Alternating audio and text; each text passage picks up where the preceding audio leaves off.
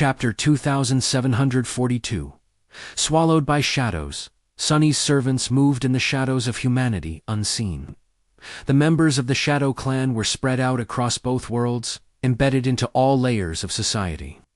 Theirs was usually a quiet kind of work, with high-intensity missions happening surgically after months of careful preparation. On a moonless night at the peak of summer, things were transpiring in the same manner. Only this time, it wasn't only one or two cohorts participating in the clandestine operation.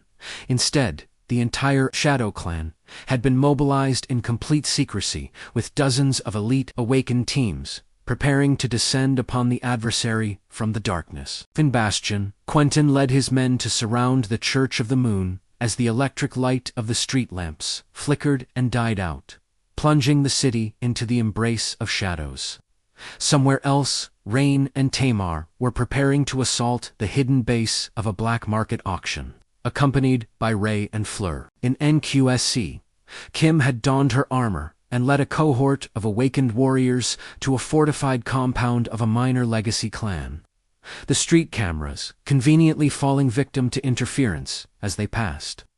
June and his people had boarded the Night Garden only a few days before, and were now quietly making their way through its cavernous cargo holds. In Ravenheart, the members of the Shadow Clan shivered and looked back with terrified eyes, as a breathtakingly beautiful woman in dark leather armor walked between them with arrogant steps, torrents of darkness swirling around her like a terrifying storm. Their voices were full of awe. "It really is her, the Lightslayer. Princess Revel is with us. Gods. Leave it to Boss to con Dark Dancer herself into becoming one of his lieutenants." As expected of the Dark Lord, I guess, hearing the last one, Revel snarled quietly and gave the man a menacing look, which made him pale and shudder with his whole body. "Are you done gossiping, fools? If so, proceed to reinforce the other teams. I will handle the bridge operation alone." Somewhere else, an incarnation of Sunny and Aiko were standing in front of a vast table, with manifested shadows rising and falling on its surface to show hundreds of small figures moving to surround thousands more. The Shadow Clan did not only possess the skill and strength of its elite warriors, of course. Its main power was the near omniscience of the Lord of Shadows, whose senses could spread across vast distances, unearthing hidden secrets and supplying his servants with a detailed knowledge of the enemy. They also wielded memories he had forged could travel between the worlds through 7 hidden dream gates, and were accompanied on their missions by the incarnations of their Lord. Now, as well, 6 of Sunny's avatars were escorting those of the Shadow Clan members who had to assault the most dangerous of Asterion's sleeper cells. He could augment his people, if need be. He could also summon shades and shadows to help them, even if that would risk revealing hints of his existence to the outside world. So, Sunny hoped that he would not have to act personally today. "This is such an enormous mess." ICO's voice was laced with fatigue. It was no surprise that she was exhausted. After all, it was uneasy to coordinate a simultaneous assault across 3 continents and various regions in the Dream Realm, especially if it had to happen in complete secrecy. She had received help from Cassie and Jet, of course, as well as from Revel and Sunny himself. But he had not been shy about pushing more work on his trusted assistant. "You know," Aiko stared at the moving shadows with a distant expression. "Back when you hired me to run a memory shop, this was not what I imagined my job would be.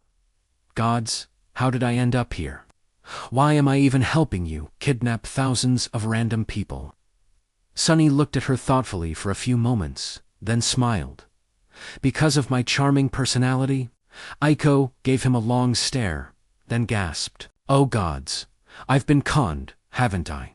He grinned. "What, you're only figuring it out now?" Chuckling, Sunny turned back to the table. "Still, I'd say that you're being compensated quite well for all the trouble. It's your own fault for being so good at this stuff." Noticing that most of the Shadow Clan members were in position, he sighed and erased the smile from his face. "It's time to begin then." Aiko closed her eyes with a grimace, before activating the communication memories. All shadows advance. On the table, hundreds of small figures exploded into motion. All lights went out in the Church of the Moon. As cold wind through the windows open, the people gathered inside were instantly blinded. But those who entered through the windows could see perfectly well in the dark. So they did not waste any time rushing forward with noiseless steps. In front of the vault of a secretive auction house, the awakened guards suddenly heard a beautiful voice that seemed to belong to a young woman. In the next moment, they found themselves unable to move, see, or scream. All they could do was stand there, frozen in terror, and listen to the subtle sound of approaching steps. The heavy, reinforced gate of a legacy clan's manor opened despite being sealed with a master command, and armed figures poured in. The few awakened retainers who patrolled the grounds fell victim to paralytic memories before even making a sound. The security systems, both high-tech and magical, were disarmed in a matter of moments. Within a single minute, the invaders were already entering the house. A sea of impenetrable darkness suddenly flooded the stone headquarters of a newly formed battle sect in Ravenheart, robbing everyone inside of sight. Before the awakened initiates had time to react, chilling screams shattered the silence, and a harrowing sense of coldness grasped their hearts.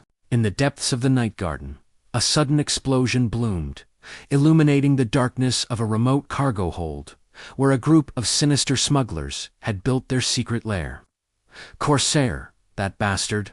Why do things keep exploding when he's around?